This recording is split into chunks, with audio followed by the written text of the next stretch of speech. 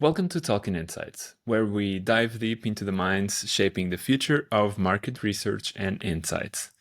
We continue our series of episodes recording during the Esomar Congress in Athens with the support of Question Pro. In this episode, we have a powerful conversation with Kristyna and Vit from NMS Market Research. They won last year's Research Got Talent competition with a project that tackled public perception on sexual violence and its impact on legislation in the Czech Republic. Their research, which supported NGOs in redefining laws, reveals the power of data to drive societal change.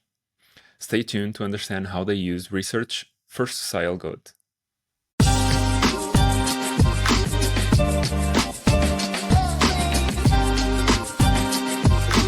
Welcome to Talking Insights. I'm your host, Antonio, and today I'm here with Kristyna and Vit. They're from the NMS Market Research in Czech Republic, and they're the winners for Research Got Talent last year, and they did a brilliant paper about rape and how the public perception on rape. Thank you very much for being here. Happy Thank to be you. here. Thank you. So you are the RGT winners from last year? Mm-hmm. That's true. What's the RGT? What's that? It's a competition called Research Got Talent, and it's for young researchers age under 30, where they compete globally, first nationally and then globally, with their projects that are concerning their work for the society. Meaning that, these are projects that they did for charities or NGOs that were not paid for, they were not for business, to achieve business goals. And your project was based in your country, in Czech Republic, right? Mm-hmm. Was it what it was about? Something related with violence, right? Yeah. Actually, maybe I'll just add that what is really crucial with the Research Got Talent is the impact of the projects you compete with. And our project was concerning the topic of sexually motivated crimes or sexual violence per se. And we did a research that basically aimed to help NGOs and experts fighting for the change in legislation. And we wanted to help with public opinion research. We wanted to help them bring the change in legislation, redefining rape from the act requiring physical violence to the act of sexual activity lacking consent. So basically anything without actual consent is considered rape, which definitely covers the rape more precisely. Right. That's really important these days. I feel people are starting to get aware of all these situations, especially a couple of years ago with the Me Too movement and all those movements that are starting to shine a light on all the things that were happening behind closed doors. But I'm guessing it's not only just the ones behind closed doors. There's all the other problems adjacent to it, right? Yeah, of course.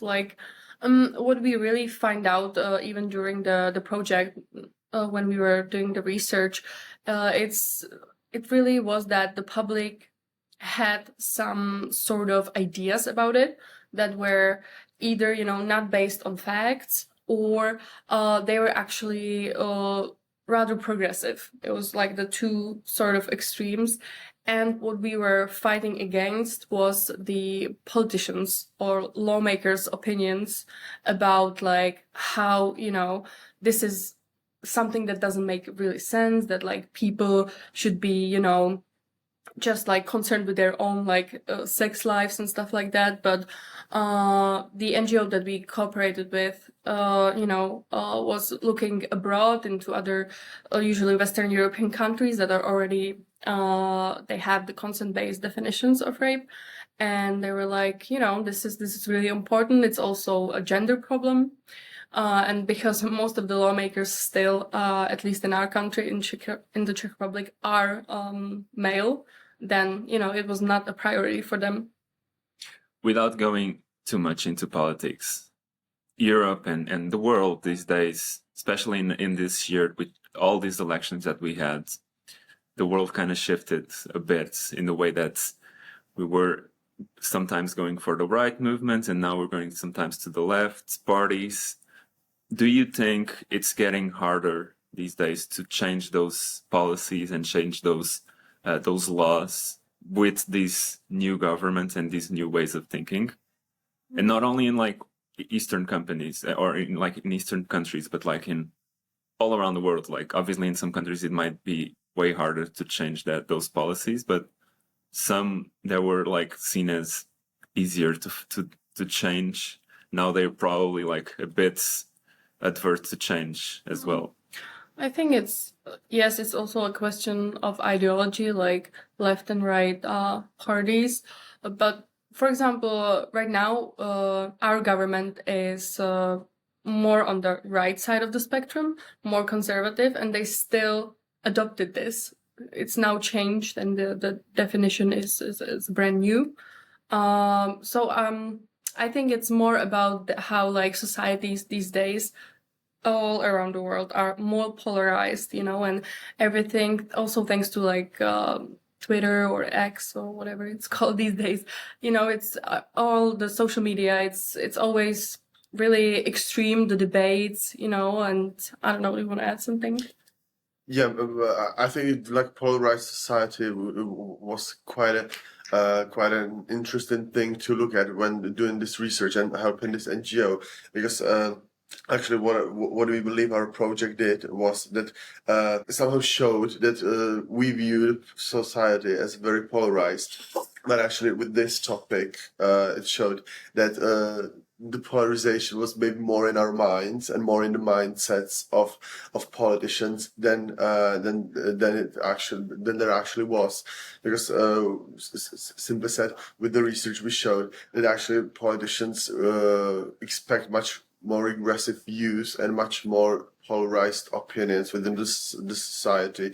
And actually we saw with the data we collected that society already actually is ready for the change, and society really believes and like is not divided into two sections like pro-consent based rape and anti, but majority of society was ready for the change. That's interesting. Like, I feel people think that we need a spark for something, but they're afraid to start the spark because they don't know if the place has enough petrol. Mm-hmm. But apparently your research says that there was enough petrol. They just needed a spark to start the fire. Yeah.